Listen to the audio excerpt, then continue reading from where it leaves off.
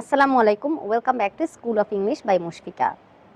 আমার কথা শুনো, লিসেন টু মি।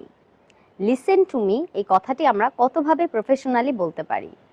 আমরা বলতে পারি, please allow me to share my perspective. Please allow me to share my perspective. আমার কথা শুনো কথাটি আমরা আরও সুন্দর করে বলতে পারি, may I have your attention for a moment. May I have your attention for a moment. আবার এভাবেও বলা যায়, I would appreciate it if you could consider my input. I would appreciate it if you could consider my input. আবার তুমি এভাবেও বলতে পারো, let me explain my point of view. Let me explain my point of view. আর simply এভাবে বলতে পারো, please hear me out. Please hear me out.